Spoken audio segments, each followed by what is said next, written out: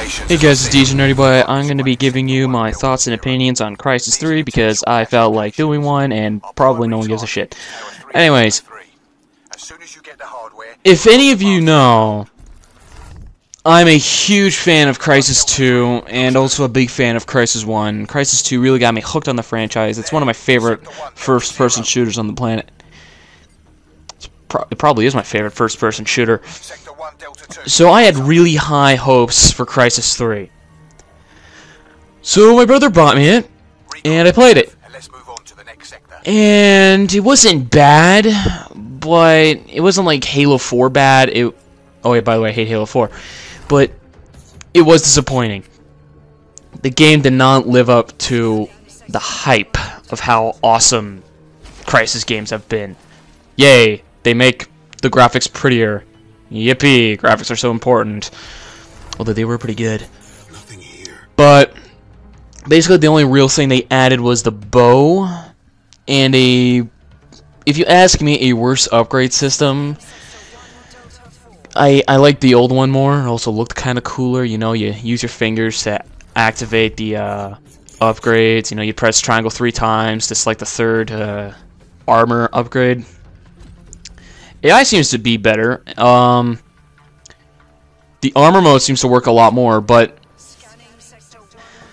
the story was meh. I kept thinking to myself how much of a douchebag Prophet was through the whole time. I never knew what the hell happened to, spoiler alert, how Nomad died. I beat Crysis 1 going, hey, Nomad's alive! Yeah, he's gonna make an appearance in another Crysis game!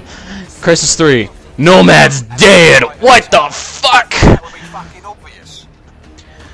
And then, for anyone, oh, fuck it, this is gonna be one giant spoiler video. And then there's Crysis 2, where apparently at the end of it, Alcatraz loses his mind for some fucking reason. I don't know. I guess going into the giant spire, the Queen's spire, it apparently did something with his mind. I don't think it would have, but whatever. Prophet is a dick and took over his mind. And they don't even mention really Alcatraz much in Crysis 3. It just says in a little text thing, oh, Alcatraz lost his mind and now Prophet's took over because Prophet is a dick. I really did not care for Prophet at all. And there's a whole thing about him making too many sacrifices and how he's not even human anymore. I didn't even give a shit about that. It would have been cool if I didn't fucking hate Prophet.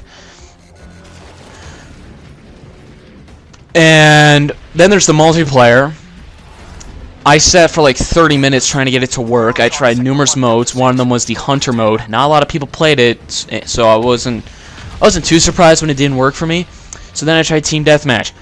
That had like thousands of players, so it was like a lot of games going on. It even told me, and it never would have let me join the game. I wasn't able to play with anyone. Same with Spec Ops: The Line. Luckily, Spec Ops had a good story. So I don't know if I'm gonna be repeating myself. This is gonna be a short-ass video. Anything I miss? Armor mode's good. You can really take hits like a motherfucker. I don't know why you'd use an armor mode that protects you less. That's one of the upgrades. Sounds like a stupid upgrade. Because armor mode's supposed to protect you, not protect you less. 50% less too. Like, why the fuck would you do that? 50% less protection, you move 33% more. That's just fucking stupid. There aren't that many basically, you don't even need to play any of the Crysis games. There's a little cutscene that barely mentions any of the other characters. The only people that are really returning characters are Prophet and Psycho. Like, other characters like Hargreave and Tara Strickland make brief appearances. Not much. Gould from the last game.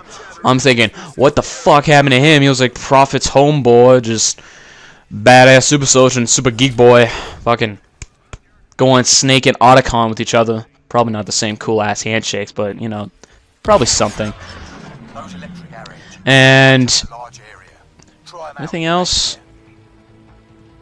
Oh, then there's Chino from Crysis 2. You know, Alcatraz's Marine homeboy.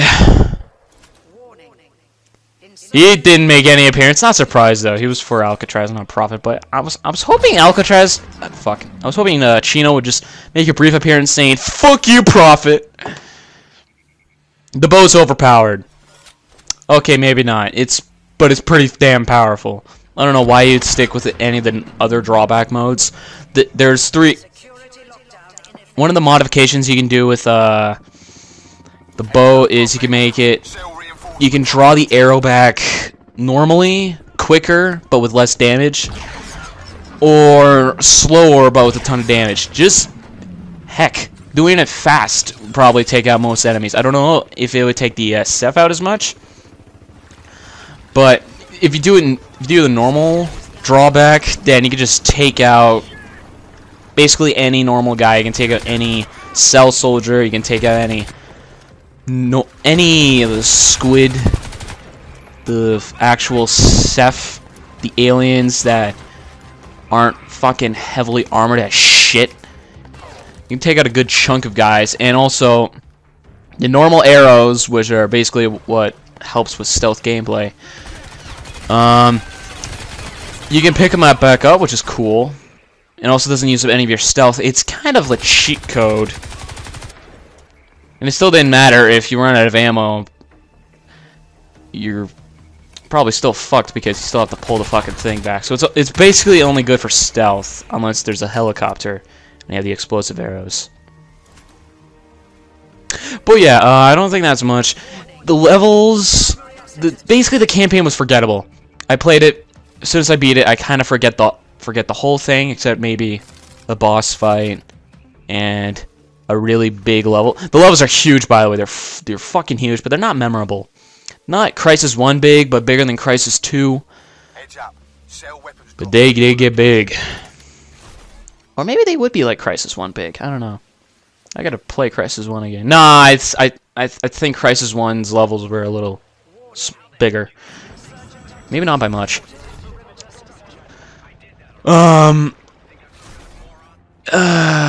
Yeah, I can't really think of anything else at this point. I guess I'm just dragging it on. I think there was something else I wanted to say. I don't know. Maybe I'll just like put a little fucking text thing.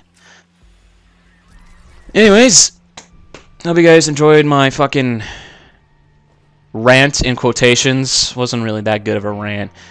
My thoughts and opinions in Crysis. If anyone was to go and buy it, this is a review now. I'd say rent it, or get it cheap. Or get Crysis 2 instead. That's more fun. Armor mode didn't work as well in that game, I'm gonna be honest. It did go out pretty quick. But still it did when also went. Anyways. Hope you enjoyed it. Hope you guys watch more of my videos, because I need to grow my APNF. Goodbye. Okay, just a little afterthought. This is after I record, so it's a different segment. I forgot a few things to mention. Music, awesome. I love it. I have a few of the songs on my iPod because I'm a nerd and I get video game music. They're awesome. And the aliens themselves, they don't feel as threatening. I barely died in this game. I played Crysis 2 very first time. I died a lot. I played this game, I didn't die as much. Might have been because I was used to the way the game is, because there's not much differences gameplay-wise between Crysis 2 and 3. Might have been another reason why I was kind of disappointing. So basically, the aliens weren't really all that tough. I killed a lot of them pretty easily. The alien weapons, they feel like they're sometimes useful, and then sometimes they suck. There's one in particular, the pinch rifle, that barely does anything to the aliens themselves. Then you use it on a human. So basically, if you have an alien weapon, it's good against anything human. But if you're using it against the aliens, you need to be picky. Like, use the fucking mini alien gun, the alien minigun.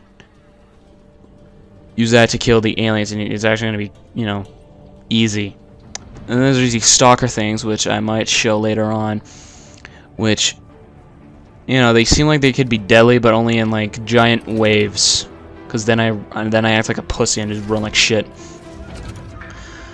Another thing is the, I talked about the aliens, talked about the music, talked about the alien weapons.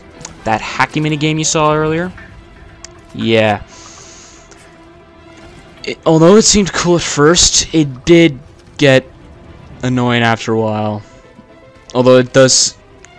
The fact that you can't exit the hacking sucks. Because at one point I was hacking, I think you might have saw it earlier, I was hacking the turret again, then they threw a grenade and I almost died, and all I was doing, the only thing I was focusing on was trying to exit it, but it didn't exit, so I got majorly... Luckily I didn't die. Then again, I already beat this game. Also, yeah, see, that's...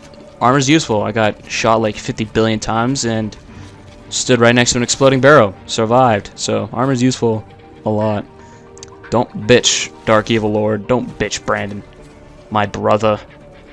Now you don't have no reason to bitch about armor sucking. So yeah, this is that I wanted to mention. I swear to God, if there's anything else I'm missing, I'm gonna say fuck it, 'cause that's gonna be it. Anyways. One more thing I missed.